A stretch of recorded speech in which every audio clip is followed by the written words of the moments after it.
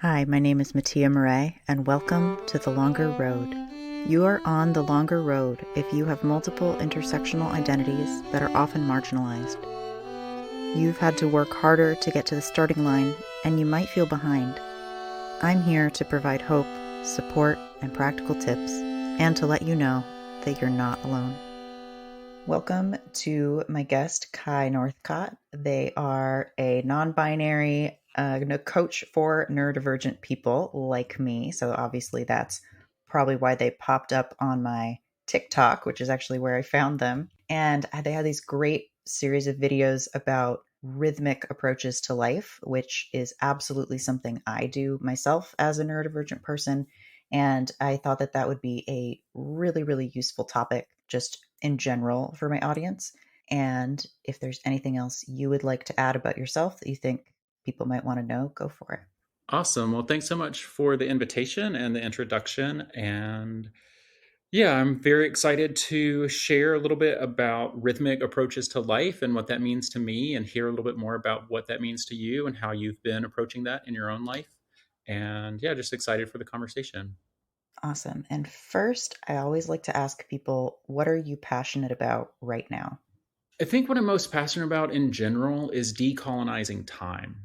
Mm, Pretty much everything that we think about time is informed by capitalism, by colonization, by a system of power over. The concept of dividing time into really small units and then trading those units for a certain amount of dollars. That's very much a colonizer capitalist concept. The idea, the way that we speak of time, that we can spend time, right? That time is a resource that we can spend or waste or invest. Those are all colonizer concepts. Even the concept that time is linear and moves in a singular direction, that's also a colonizer concept. Even though my work touches on a lot of different things, to me, the heart of it is redefining our relationship with time. I'm obsessed with that. I love that. Yeah, and that I hadn't seen you talk about that specifically, but that totally makes sense based on what I did see from you that that's at the heart of your work.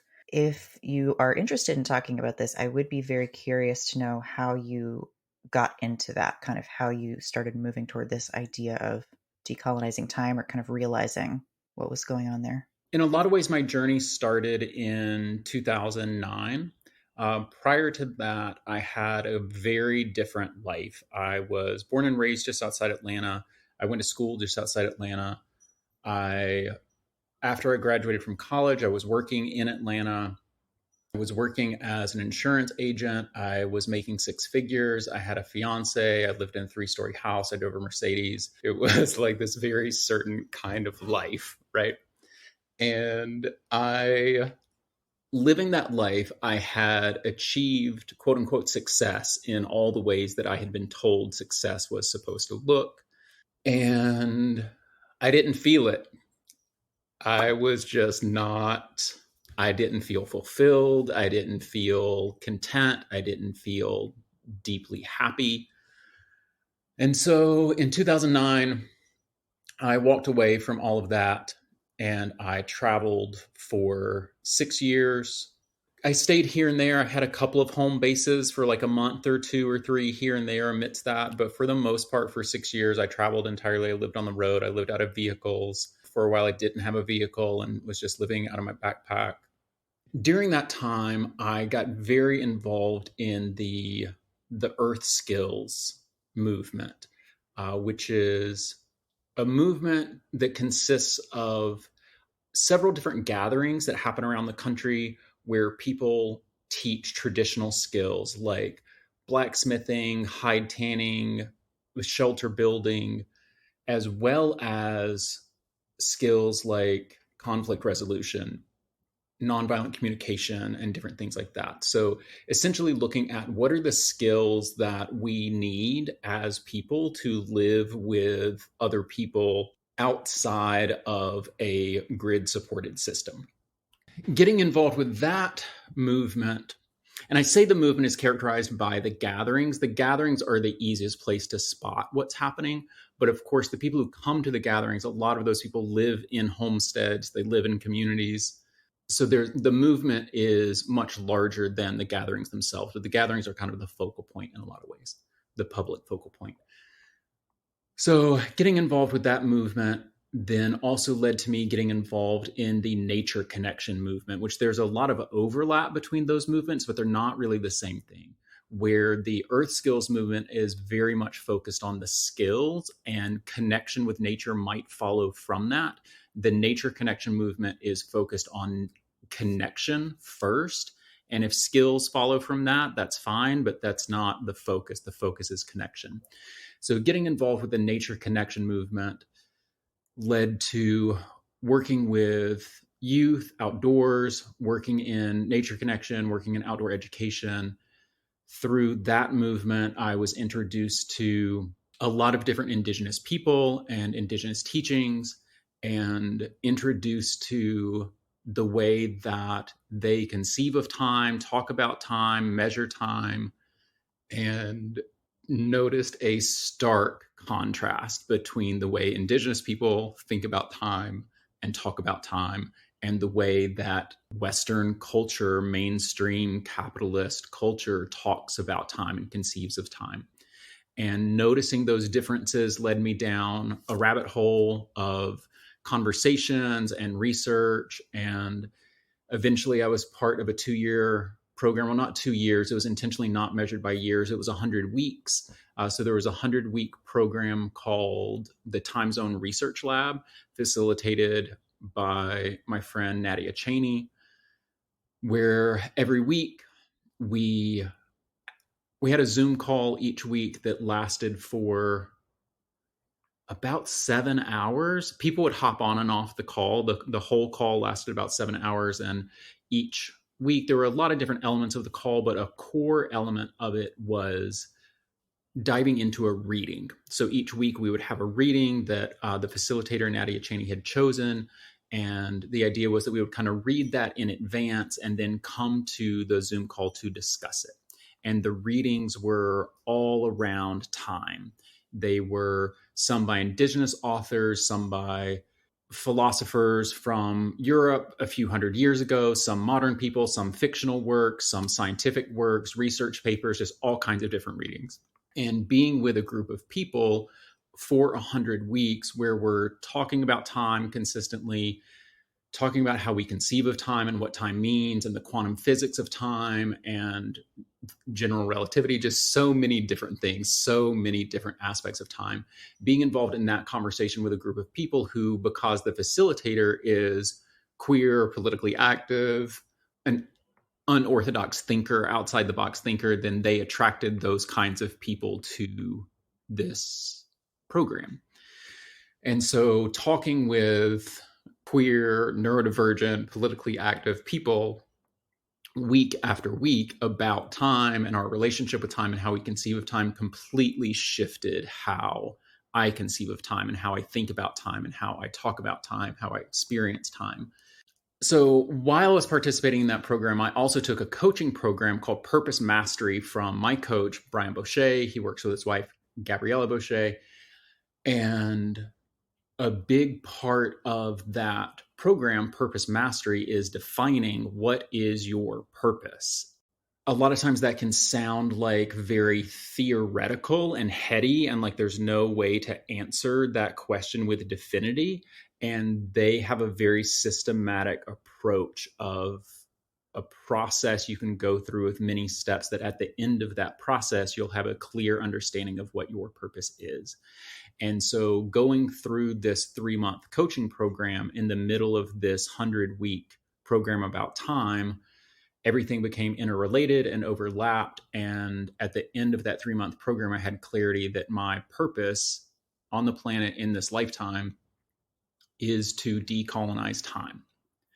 And I don't often use that phrase in a really public facing way because decolonization is very deep work that leads into a lot of doors, leads into a lot of places that I'm not fully ready to explore in a public forum. And using the term decolonization in connection with my work, especially as a white person who's getting paid to do this work. It's very tricky talking about colonization within an aspect where I, as a white person, am getting paid to do work. So I deeply identify with that phrase of decolonizing time, and it does drive so much of what I think about and do on a daily basis. And I'm often hesitant to talk about it in a public forum. That totally makes sense. Yeah, and this is especially interesting to me because I have not talked about this on the podcast before, but my experience of and relationship to time have shifted quite a bit in the last few years in particular, but also as my own nervous system has healed significantly. I feel like I have a lot more access to different ideas and kind of letting different ideas float around and not have to choose, what's true or not. I call this internal stimming myself. I like to kind of let different ideas smash together in my head and just sort of create interest and generativity for me. And one of those things has just been about this experience of time. And something that I think is really interesting that I would love to hear you talk more about is when you've grown up with really just one framework, like this is how time works, this is how we experience it. When you have experiences that are outside of that in any way, and you kind of start to look at time differently, I'd be really curious to hear if that has actually shifted your actual experience of time, and if so, how. I know that's kind of a big question. It is a big question, and it's a great question. So definitely, growing up with the monochronic culture, growing up with time is valuable, time is money, lateness is inconsiderate, all that sort of thing. At some point, I realized that when I looked at my life and looked at the stressors in my life, 100% of the things that caused stress in my life were connected to a time expectation. That if I had a task on my to-do list, that task being on my to-do list did not in and of itself create stress. When that task then was tied to a deadline, which is a very strong word, right? Deadline. That's like a very strong thing to say. So when we tie this task to a deadline, now suddenly I feel stressed about it. And I just saw over and over again how the only things in my life that were causing me stress. That's a really strong thing to say. I wouldn't necessarily say the only. There's always interpersonal stuff. There's relationship stuff. The vast majority of things in my life that were causing me any kind of stress were connected to time. And so as I have been deconstructing my relationship with time, reconstructing a different relationship with time, intentionally experiencing the natural cycles of time, my experience of time has completely shifted. One of the defining characteristics of the way that mainstream culture considers time and conceives of time is that it is monodirectional and linear. One of the primary characteristics of most indigenous conceptions of time is that time is cyclical. The sun rises every day, the sun sets every day. That's a cycle that we can count on. The summer solstice, the winter solstice, the equinoxes, these are cycles that we can count on. That time will come again next year, and the year after that, and the year after that. And while next year will be slightly different than this year, it will also be the same in many ways. And so I often think of these cycles as a kind of spiral. And it often makes me think of the image, if you've ever seen a 3D rendering of the Earth's orbit through space, we so often think of the sun being still and the Earth orbiting in a circle around it. Well, the sun is orbiting around the center of the Milky Way galaxy, and the Milky Way galaxy is expanding, and the universe is expanding. And so the actual quote unquote orbit of the Earth makes this spiral. And so we are returning to the same time every year, and we're also moving forward every year and learning to hold that duality at the same time of yes, it's different, and yes, it's the same. that's also been a big part of my journey over the last several years, is learning to hold seemingly dichotomous ideas at the same time, that time is moving forward and time is cyclical. So, as I've been redefining my relationship with time, and as I've been keying into the natural cycles of time more and more, I do find myself way less stressed about time. I find myself in the flow more, feeling like things are happening in the right moment, even if it's not the pre planned moment.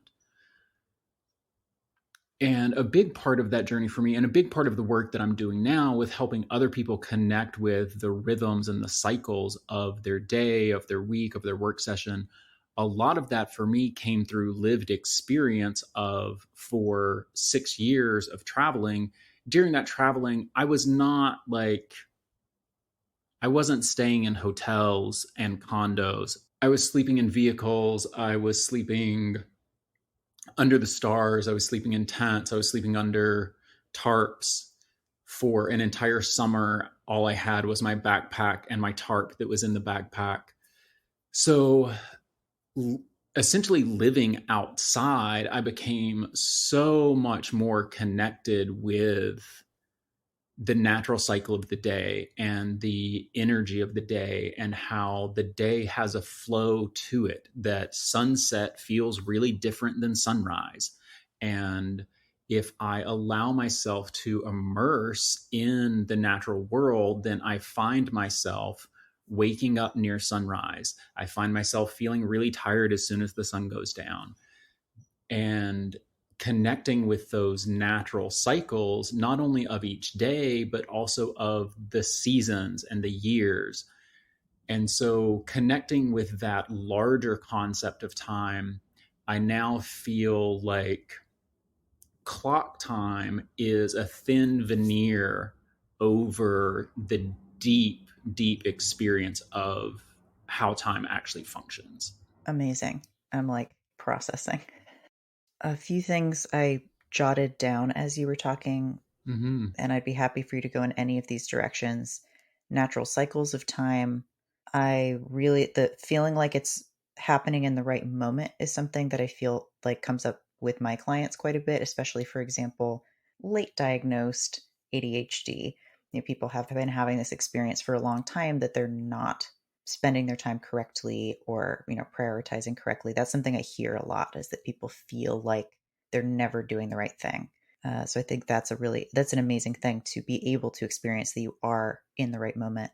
And then just this idea of flow, and how the flow of the day and the way that it interacts with our physiological systems does not really align with modern society. And when I have, say, gotten up around sunrise and gone to bed not too long after sunset, most people I know don't do that. So then I don't do the same social things when I live like that.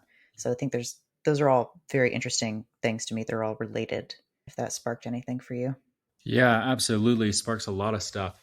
Can you name the first one again? The natural cycles of time. Yeah, so I think I want to start there in exploring the natural cycle of time a little bit, and then talking about how that connects to our personal experience of time, and like you mentioned, how sometimes that can actually disconnect us from the people around us. Mm-hmm. The natural cycles of time, again, especially by sleeping outside, waking up outside, having zero external input as to expectations of when I would be at a particular place or when I would do a particular thing. Weeks and months would go by when I would lose track of what day of the week it was, what month it was, like really like very intent, and that wasn't by accident. I very intentionally wasn't looking at clocks, wasn't looking at phones. I was intentionally immersing myself in the natural world without the external overlay of calendars, clocks, other people's expectations. And by disconnecting from society's definitions of time and society's relationship with time, and immersing myself in the natural world, I naturally found myself aligning with the natural rhythm of the day, the month, the season. Not really the month. The month is a human construct. Actually, it's interesting though, because the word month is connected to the word moon, which is where this concept came from, that approximately 30 days is a lunar cycle. And so a month is intended to approximate a lunar cycle. But of course, now some months have 28 days and some have 31, and there's no real rhyme or reason to it. There's historical reasons, but it's not logical. It's not connected to the natural world in any kind of way. Right. So during this time when I was really immersing myself in the natural world, I found myself so much more influenced. When I removed the influences of calendars and clocks, then I opened myself to the influence of the cycles of the sun, the cycles of the moon, the cycles of seasons.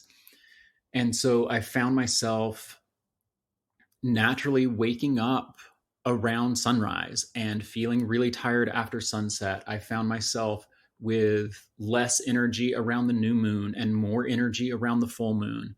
I found myself in the winter wanting to retreat and find solace and not quite hibernate, but not do nearly as much. Whereas in the summer, suddenly I had so much energy and wanted to go so many places and do so many things.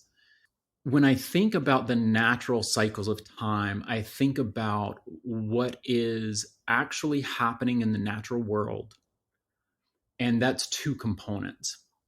I conceive of it as two components. I'm sure there's a lot more, but I conceive of it as what's happening with the celestial bodies, what's happening with the planet, what's happening with the sun, what's happening with the moon, and how all of those things interact.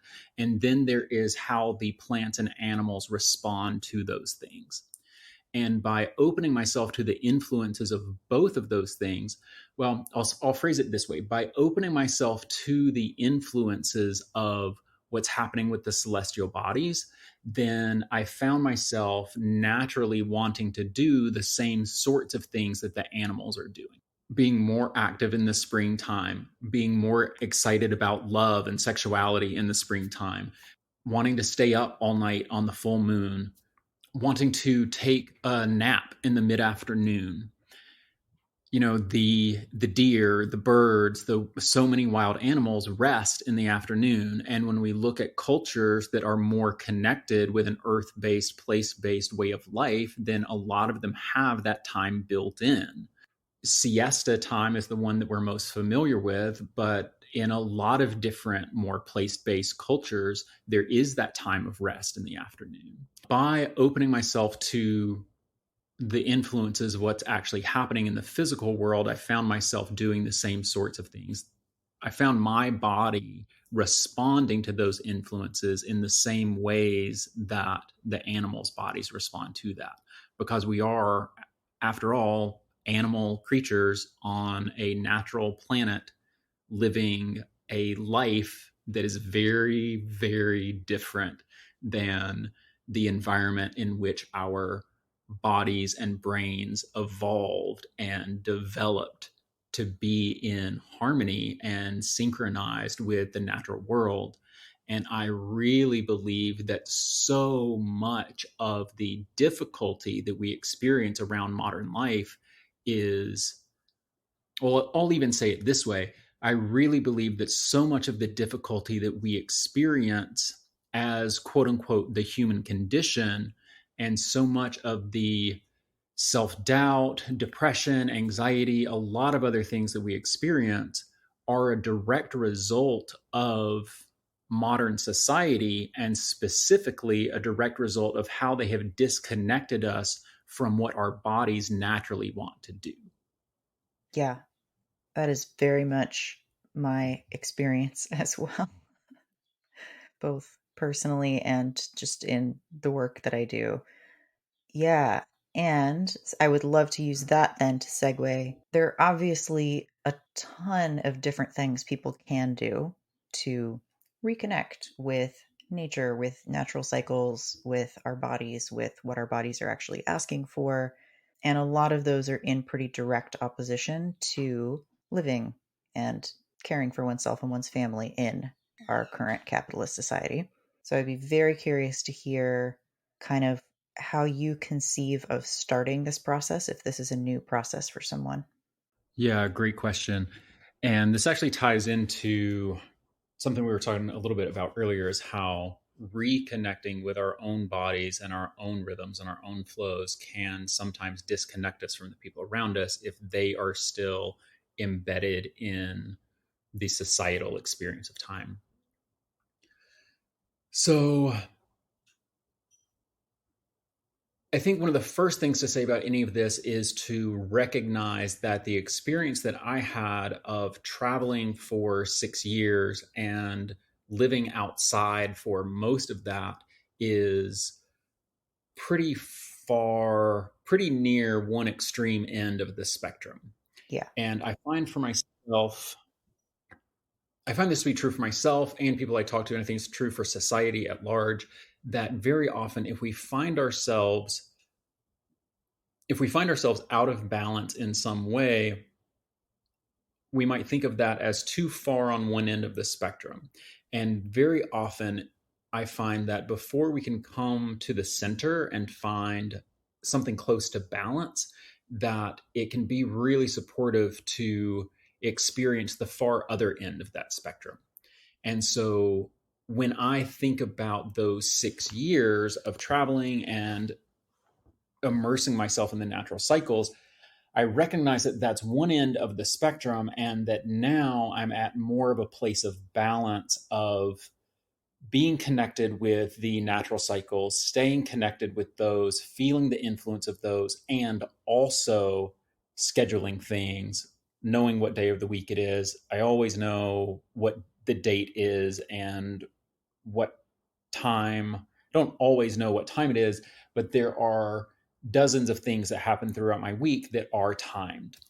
And so at this point in my life, I'm finding the balance between staying connected with those rhythms and staying connected with what my body wants and what my body needs, and also being connected with how society functions and how appointments work and how clock time functions in society. So the reason that I say all of that is to say that if you're listening to this and thinking, well, I don't want to travel for that long, I don't want to sleep outside, no one's asking you to. No one is suggesting that that is the path forward. That was my personal experience that led me to some of these insights and some of the current understandings that I have that then can be applied in a lot of different situations, even situations where we have a 40-hour a week job that requires us to wake up with an alarm clock before the sun comes up. And so when I think about how to apply some of these principles while still connecting with society and the societal experience of time, I think something that's really important to remember is that every tiny baby step of progress matters. That there's not a binary of societal time and natural rhythmic time, and that we have to choose between these, that we can make very small incremental movements towards natural time, rhythmic time, body based time, and that introducing these small practices, these small steps can have a huge impact on how we experience our bodies, how we experience our jobs, how we experience stress. When I think about some of those first small steps to take, one thing that I think about a lot, a metaphor that I think about a lot, is in breath and out breath, where so I conceive of the day as coming in 8 phases. And the fourth phase of the day is where most people use the plurality of their time, not the majority of their time, but their plurality. The phase 4 is the mission of the day. It's the work session, the childcare, the running errands, the job, whatever it is that takes up that big, energetic, physical, emotional, psychological, mental output of the day, that's phase 4. Phase 2 is inspiration, waking up our bodies. Phase 6 is connecting with other people. Phase 8 is rest and sleep. And so I think of those even numbered phases, 2, 4, 6, and 8, as the out breath. That's the push. That's the where we're actively doing something. And when I think about something like this, like a conversation like this, right? Like I can take a deep breath in and then I can talk. And if I talk and talk and talk, I could probably talk for 45 or 60 seconds without taking another breath. But and then when I go to take another in breath, that other in breath can be very short. It can be half a second, 1 second, but that quick in breath enables me to then continue with a much longer out breath. And so, in the same way, that the reason that I say all of this now is to use that as a metaphor to say that when we think about introducing the other phases of our day, where phase 1 is waking up our mind, phase 3 is getting ready for our day, phase 5 is recovering from the work session, phase 7 is winding down and getting ready for rest. Those phases of the day might be much, much shorter than the other phases of the day. While the phase 4 of the day might be 8 or 10, for some people, 12 hours long, taking 5 minutes, 15 minutes after that to recenter, reground, come back to peace in our bodies, rest our eyes, rest our minds, even if that rest period is very short compared to the output that comes just before it, it continues to amaze me how much just a few minutes of intentional rest at that time prepares us for the next phase, connecting with other people, having dinner with my family, taking care of the kids in the evening, whatever that looks like.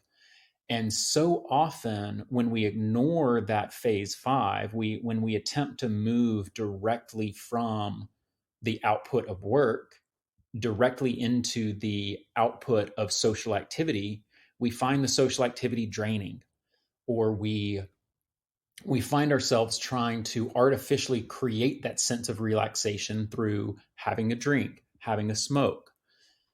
So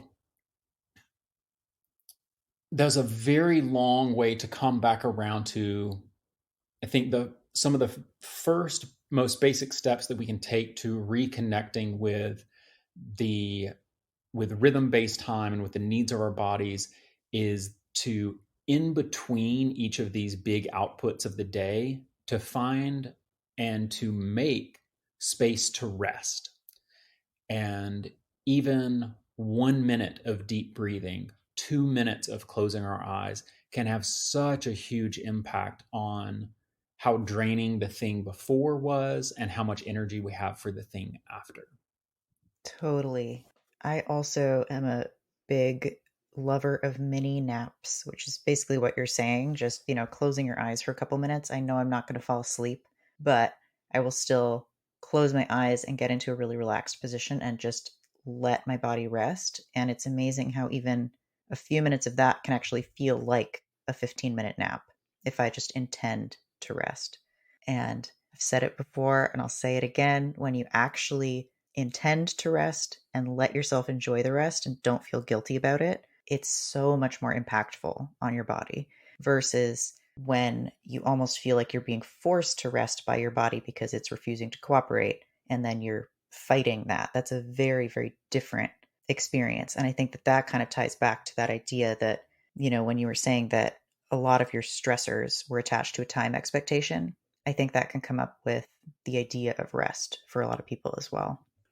Yes, I find that very often when I talk about resting more, when I talk about relaxing more, people say, I wish I had time for that. I have too much to do in my day. There's no way that I can have time to rest.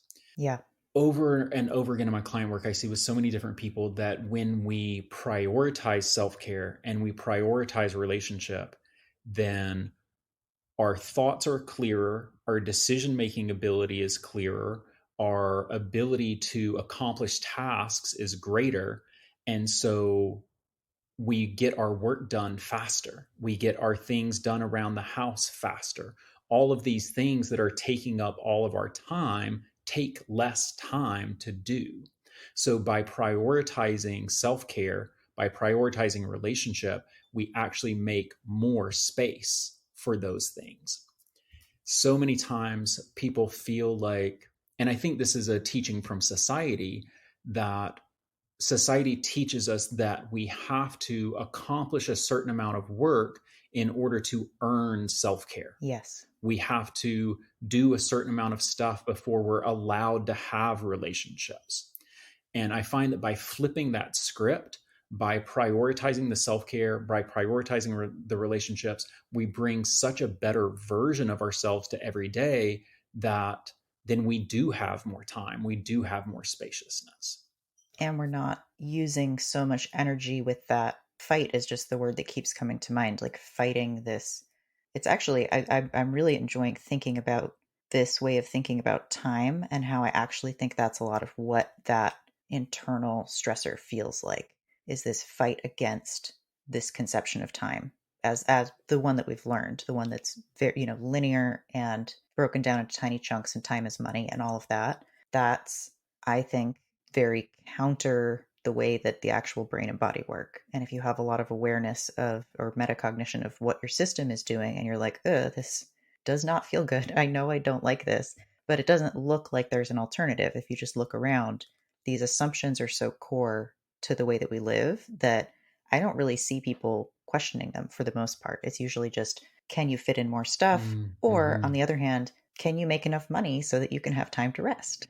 Yeah, I think that's very true. Like I was saying earlier, I think a lot of the stressors that we experience and a lot of the discomfort that we experience comes from the difference between what our bodies, I won't say design, what our bodies developed to do, how our bodies grew and developed in the natural world, and what they are optimized to do, the difference between that and what is currently asked of us and asked of our brains and bodies.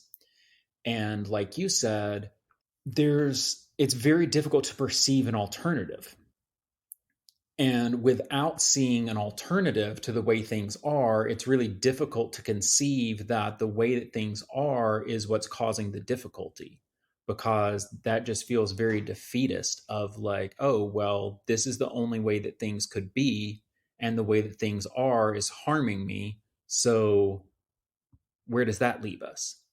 And so instead, if we can say, the way that things are is harming me, and things could be different, I can create a different reality.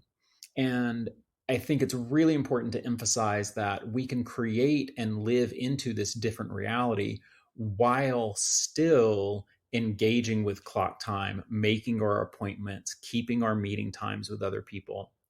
The difference for me is that while I do engage with clock time, I make appointments with people on the regular, I keep those appointments, that I understand with every cell of my being that that is an agreement that I'm making with that person that is not based in actual reality.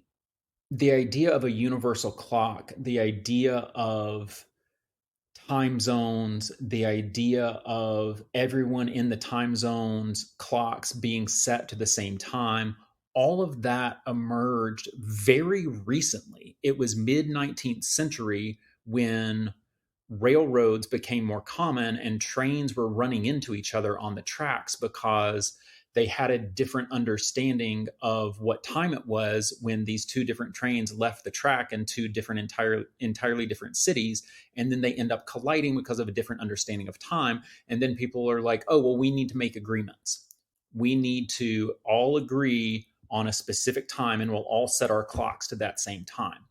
Now, when I remember that that's the context, And I remember like, hey, everybody, let's just make this agreement real quick that doesn't have anything to do with reality. Let's just agree that it's a specific time, and then we can all agree on how to coordinate our times together.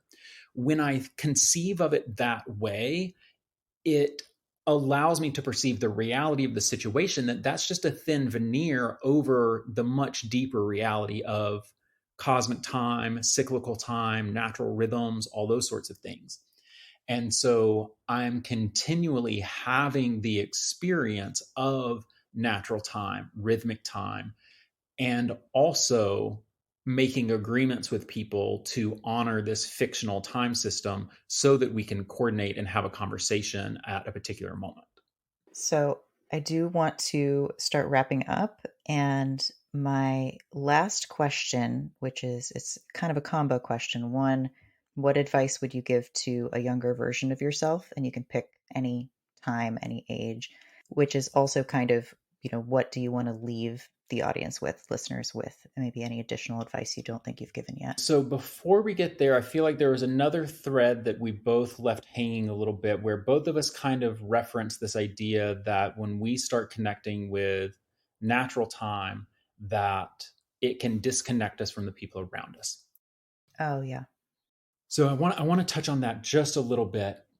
So, like you said earlier, I have also had the experience of when I'm really connecting deeply with my own rhythms, with the natural rhythms, that's such an anomaly with how most people in society function, that I'm often not available for social functions. If the party starts at 10 p.m., I will not be there. I will be in bed by the time that party gets rolling.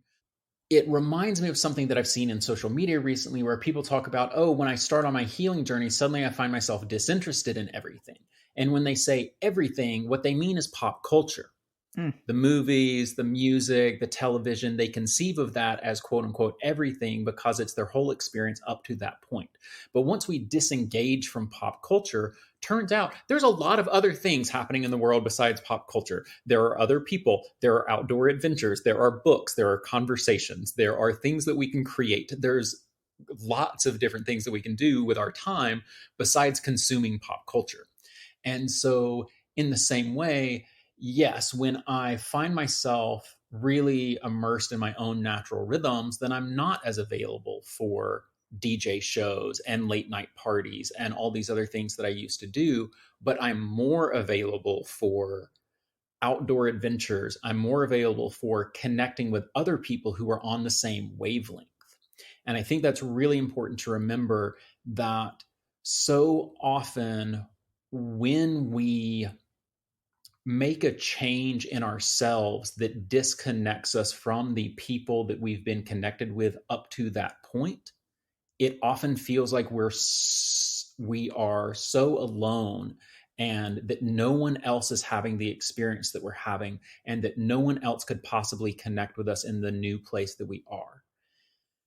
And the reality is that there are probably millions of other people out there who have also disconnected from the people that they've been connected with up to that point, who are also having that experience of feeling alone and disconnected and wanting other people to connect with. I think one really accessible example of this is someone who grows up in a rural town, doesn't know any queer people in their town, that being gay or being queer is something that everybody makes fun of. And then that person realizes that they're queer, they're gay, they're trans, whatever their experience is. And they suddenly feel alone, outcast, disconnected, and they feel like there's no one else in the world who's like them. And the truth is, there's tens of millions, hundreds of millions, billions of people in the world who are having a similar experience of feeling disconnected from the people around them, and they're looking for other people like them. And so I think it's important in this context to remember that if we start to reconnect with our rhythms and we find that disconnecting us from the people around us, to remember that there are a lot of other people out there who are also tuning into the rhythms of their bodies, and those people need friends too. Yes, such an important reminder. And again, very much my experience, that I also don't do late parties. And, there are some people that I ended up not hanging out with because of that. And I've also made other cool nerd friends instead. Mm-hmm. Yay. Yeah, I've never in my life have I been more lonely than when I quit using hard drugs Mm, because all of my friends used hard drugs and I felt very alone. And then turns out most people don't use hard drugs. There are a lot of people in the world who have amazing social events without hard drugs. And I just needed to connect with those people instead. yes, that's a great analogy. So, any parting advice? And if you do want to give any advice to your younger self, I love that question as well. I think I would tell my younger self to speak less and listen more, and listen not just to other people, but to the plants and the animals and the natural world, and to really open your senses to everything that is actually happening around us. For those listening, both in my social media presence and especially in my coaching practice, I'm very hesitant to give advice because while something might be generally true and helpful for most people, that same piece of advice might be really harmful for a particular person in a particular circumstance. So I'm really hesitant to give broadly applicable advice. I think maybe one of the few things that I could say that I think that is almost always applicable to most people in most situations is listen to your body. Definitely. And I guess when that isn't working is when you're listening to your body and it feels overwhelming. You can just step right out. That's that thing. You can just dip your toe in a little bit at a time as you're getting used to getting those messages from your body.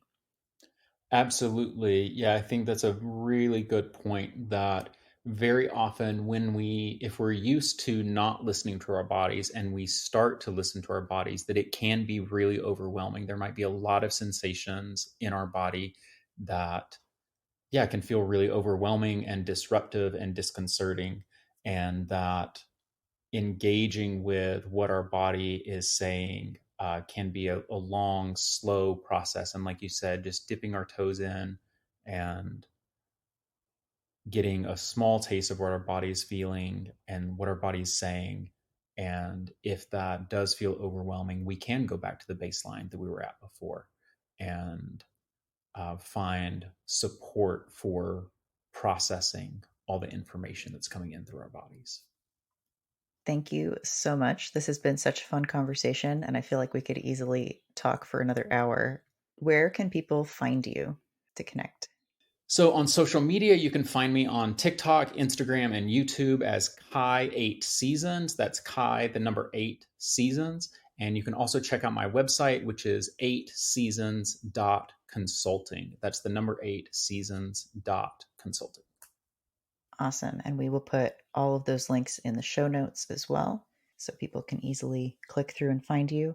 And I am very excited to continue following you and hear more of your work. Thank you so much for your time.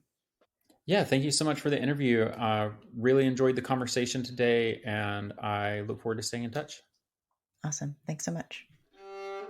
Thanks for listening. If you know someone who would be helped by this podcast, please share it with them. And I'd love to hear your thoughts and suggestions at mattia@mattiamurray.com. That's MATTIA at MATTIAMAUREE.com. Thank you.